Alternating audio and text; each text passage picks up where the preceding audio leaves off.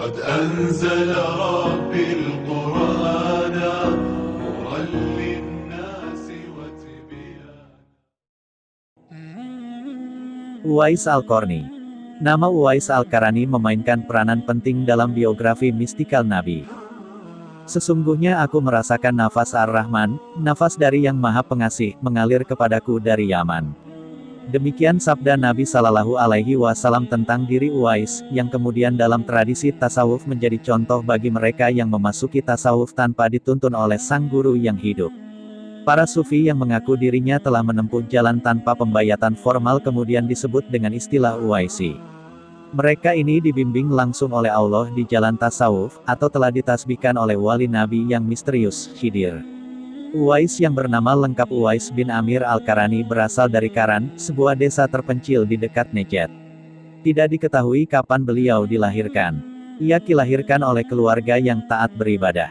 Ia tidak pernah mengenyam pendidikan kecuali dari kedua orang tuanya yang sangat ditaatinya.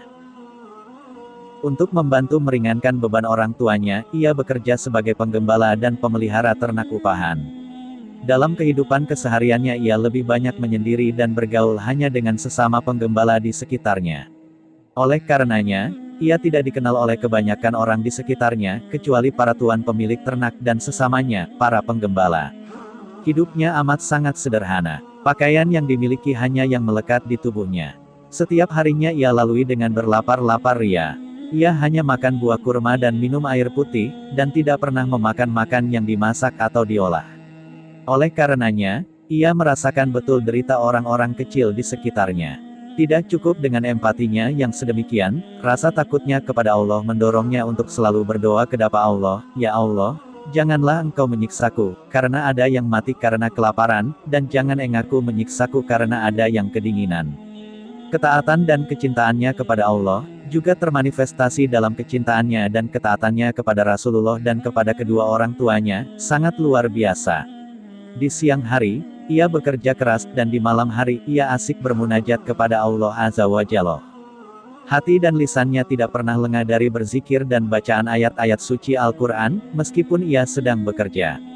Rasulullah Sallallahu Alaihi Wasallam menuturkan keistimewaan Uwais di hadapan Allah kepada Umar dan Ali bahwa di hari kiamat nanti, di saat semua orang dibangkitkan kembali, Uwais akan memberikan syafaat kepada sejumlah besar umatnya, sebanyak jumlah domba yang dimiliki Rabiah dan Mudar, keduanya dikenal karena mempunyai domba yang banyak. Karena itu, Rasulullah menyarankan kepada mereka berdua agar menemuinya, menyampaikan salam dari Rasulullah, dan meminta keduanya untuk mendoakan keduanya, yang digambarkan bahwa Uwais memiliki tinggi badan yang sedang dan berambut lebat, dan memiliki tanda putih sebesar dirham pada bahu kiri dan telapak tangannya. Sejak Rasulullah menyarankan keduanya untuk menemuinya, sejak itu pula keduanya selalu penasaran ingin segera bertemu dengan Uwais. Setiap kali Umar maupun Ali bertemu dengan rombongan orang-orang Yaman, ia selalu berusaha mencari tahu di mana keberadaan Uwais dari rombongan yang ditemuinya. Namun, keduanya selalu gagal mendapatkan informasi tentang Uwais. Barulah setelah Umar diangkat menjadi khalifah, informasi tentang Uwais keduanya peroleh dari serombongan orang Yaman. Ia tampak gila, tinggal sendiri dan tidak bergaul dengan masyarakat. Ia tidak makan apa yang dimakan oleh kebanyakan orang, dan tidak tampak susah atau senang. Ketika orang-orang tersenyum ia menangis, dan ketika orang-orang menangis ia tersenyum. Demikian kata rombongan orang-orang Yaman tersebut. Mendengar cerita orang-orang Yaman tersebut, Umar dan Ali segera berangkat menuju tempat yang ditunjukkan oleh orang-orang Yaman tadi. Akhirnya, keduanya bertemu dengan Uwais di suatu tempat terpencil. Abi Naim Al-Afsani menuturkan dialog yang kemudian terjadi antara Umar dan Ali dengan Uwais Al-Qarni sebagai berikut. "Umar, apa yang Anda kerjakan di sini?" "Uwais, saya bekerja sebagai penggembala." "Umar, siapa nama Anda?" "Uwais, aku adalah hamba Allah." "Umar, kita semua adalah hamba Allah, akan tetapi izinkan kami untuk mengetahui Anda lebih dekat lagi." "Uwais, silahkan saja." "Umar dan Ali, setelah kami perhatikan, Andalah orang yang pernah diceritakan oleh Rasulullah kepada kami. Doakan kami dan berilah kami nasihat agar kami beroleh kebahagiaan dunia dan di akhirat kelak." "Uwais, saya tidak pernah mendoakan seseorang secara khusus. Setiap hari saya selalu berdoa untuk seluruh umat Islam." "Lantas siapa sebenarnya Anda berdua?" Beliau adalah Umar bin Khattab, Amirul Mukminin, dan saya adalah Ali bin Abi Thalib. Kami berdua disuruh oleh Rasulullah untuk menemui Anda dan menyampaikan salam beliau untuk Anda.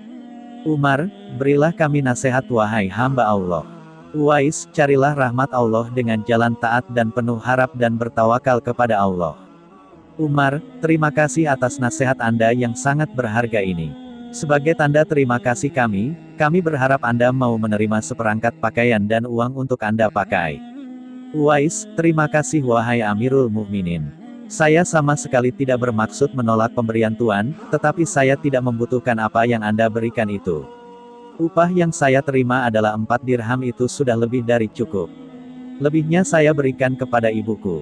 Kurasa hidupku tidak akan sampai petang hari, dan kalau petang, kurasa tidak akan sampai pada pagi hari. Hatiku selalu mengingat Allah dan sangat kecewa bila sampai tidak mengingatnya. Ketika orang-orang Karan mulai mengetahui kedudukan spiritualnya yang demikian tinggi di mata Rasulullah, mereka kemudian berusaha untuk menemui dan memuliakannya. Akan tetapi, Uwais yang sehari-harinya hidup penuh dengan kesunyian ini, diam-diam meninggalkan mereka dan pergi menuju Kufah, melanjutkan hidupnya yang sendiri. Ia memilih untuk hidup dalam kesunyian, hati terbatas untuk yang selain dia. Tentu saja, kesunyian di sini tidak identik dengan kesendirian, pengasingan diri.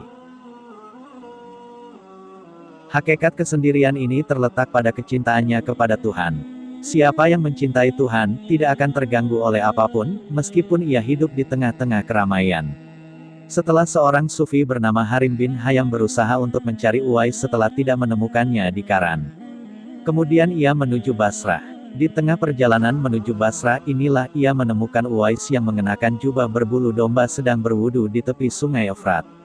Begitu Uwais beranjak naik menuju tepian sungai sambil merapikan jenggotnya, Harim mendekat dan memberi salam kepadanya. Uwais menjawab, "Waalaikumsalam, wahai Harim bin Hayyan." Harim terkejut ketika Uwais menyebut namanya. "Bagaimana engkau mengetahui nama saya Harim bin Hayyan?" tanya Harim. "Rohku telah mengenal rohmu," demikian jawaban Uwais. Uwais kemudian menasehati Harim untuk selalu menjaga hatinya.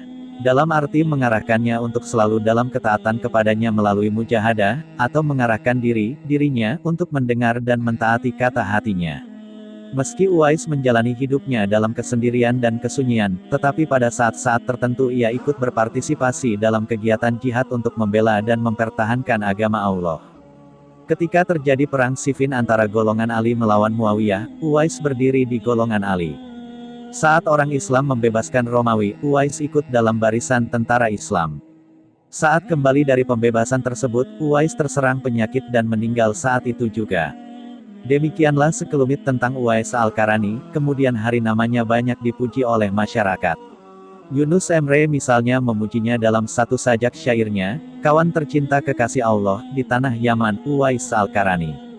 Dia tidak berbohong, dan tidak makan makanan haram di tanah Yaman." Uwais Al-Qarani di pagi hari ia bangun dan mulai bekerja, dia membaca dalam zikir 1001 malam Allah, dengan kata Allahu Akbar dia menghela unta-unta di tanah Yaman. Uwais Al-Qarani negeri Yaman, negeri di sebelah kanan, negeri asal angin sepoi-sepoi selatan yang dinamakan Nafas Ar-Rahman, nafas dari yang maha pengasih, yang mencapai Nabi dengan membawa bau harum dari ketaatan Uwais Al-Qarani, sebagaimana angin sepoi-sepoi sebelumnya yang mendatangkan keharuman yang menyembuhkan dari kemeja Yusuf kepada ayahnya. Yakub telah menjadi simbol dari timur yang penuh dengan cahaya, tempat di mana cahaya muncul, yang dalam karya Suhrawadi menggambarkan rumah keruhanian yang sejati. Negeri di sebelah kanan itu adalah tanah air Uwais Al-Qarani yang memeluk Islam tanpa pernah bertemu dengan Nabi. Doa dan zikir satu hal yang perlu digarisbawahi dari diri Uwais Al-Qarani, kemudian menjadi landasan dalam tarekat-tarekat sufi, selain baktinya yang luar biasa terhadap kedua orang tuanya dan sikap zuhudnya, adalah doa dan zikirnya. Uwais tidak pernah berdoa khusus untuk seseorang, tetapi selalu berdoa untuk seluruh umat kaum muslim. Uwais juga tidak pernah lengah dalam berzikir meskipun sedang sibuk bekerja, mengawasi dan menggiring ternak-ternaknya. Doa dan zikir bagaikan dua sisi mata uang yang tidak dapat dipisahkan. Hakikatnya adalah satu. Uwais selalu berdoa untuk seluruh muslimin. Doa untuk kaum muslim adalah salah satu bentuk perwujudan dari kepedulian terhadap urusan kaum muslim. Rasulullah pernah memperingatkan dengan keras, siapa yang tidak peduli dengan urusan kaum muslim, maka ia tidak termasuk umatku. Dalam hal ini, Rasulullah menyatakan bahwa permohonan yang paling cepat dikabulkan adalah doa seseorang untuk saudaranya tanpa sepengetahuan orang yang didoakan dan mendahulukan doa untuk selain dirinya. Dan Uwais lebih memilih untuk mendoakan seluruh saudaranya seiman. Suatu ketika Hasan bin Ali terbangun tengah malam dan melihat ibunya, Fatimah Az-Zahra, sedang khusyuk berdoa. Hasan yang pensasaran ingin tahu apa yang diminta ibunya dalam doanya berusaha untuk menguping. Namun Hasan agak sedikit kecewa karena dari awal hingga akhir doanya, ibunya, hanya meminta pengampunan dan kebahagiaan hidup untuk seluruh kaum muslimin di dunia dan di akhirat kelak. Selesai berdoa, segera Hasan bertanya kepada ibunya perihal doanya yang sama sekali tidak menyisakan doanya untuk dirinya sendiri. Ibunya tersenyum, lalu menjawab bahwa apapun yang kita panjatkan untuk kebahagiaan hidup kaum muslim, hakikatnya, permohonan itu akan kembali kepada kita. Sebab para malaikat yang menyaksikan doa tersebut akan berkata, semoga Allah mengabulkanmu 2 kali lipat. Dari prinsip tersebut, para sufi kemudian menarik suatu prinsip yang lebih umum yang padanya bertumpu seluruh rahasia kebahagiaan. Apa yang kita cari dalam kehidupan ini, harus kita berikan kepada orang lain. Jika kebajikan yang kita cari, berikanlah. Jika kebaikan, berikanlah. Jika pelayanan, berikanlah. Bagi para sufi, dunia adalah kubah, dan perilaku seseorang adalah gema dari pelaku yang lain. Secuil apapun kebaikan yang kita lakukan, ia akan kembali. Jika bukan dari seseorang, ia akan datang dari orang lain. Itulah gemanya. Kita tidak mengetahui dari mana sisi kebaikan itu akan datang, tetapi ia akan datang 100 kali lipat dibanding yang kita berikan. Demikianlah, berdoa untuk kaum muslim akan bergema di dalam diri yang tentu saja akan berdampak besar dan positif dalam membangun dan meningkatkan kualitas kehidupan spiritual seseorang. Paling tidak, doa ini akan memupus ego di dalam diri yang merupakan musuh terbesar, juga sekaligus akan melahirkan dan menanamkan komitmen dalam diri, rasa cinta dan prasangka baik terhadap mereka, yang merupakan pilar lain dari ajaran sufi, sebagai manifestasi cinta dan pengabdian kepada Allah Azza wa Jalla. Uwais tidak pernah lengah untuk berzikir, mengingat dan menyebut-nyebut nama Allah meskipun ia sedang sibuk mengurus binatang ternaknya. Zikir dalam pengertiannya, yang umum mencakup ucapan segala macam ketaatan kepada Allah Azza wa Jalla. Namun yang dilakukan Uwais di sini adalah berzikir dengan menyebut nama-nama Allah dan mengingat Allah, juga termasuk sifat-sifat Allah.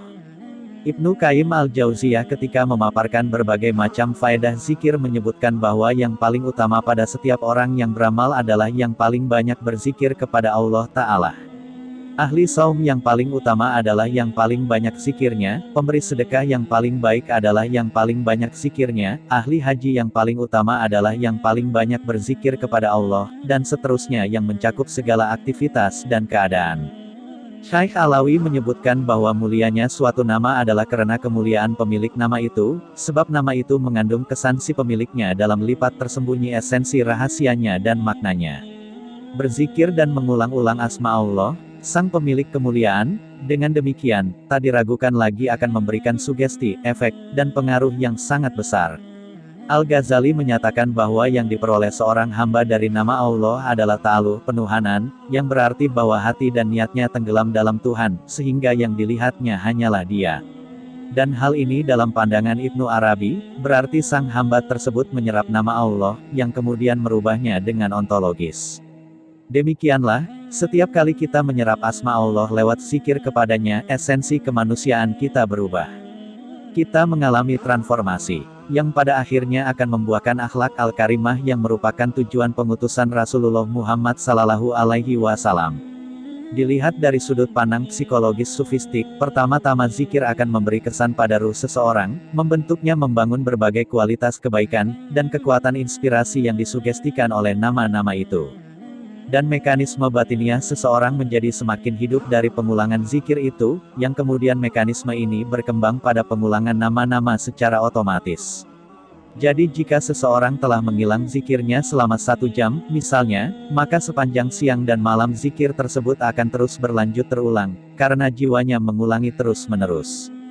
Pengulangan zikir ini, juga akan terefleksi pada ruh semesta, dan mekanisme universal kemudian mengulanginya secara otomatis. Dengan kata lain, apa yang dizikirkan manusia dengan menyebutnya berulang-ulang. Tuhan kemudian mulai mengulanginya, hingga termaterialisasi dan menjadi suatu realita di semua tingkat eksistensi.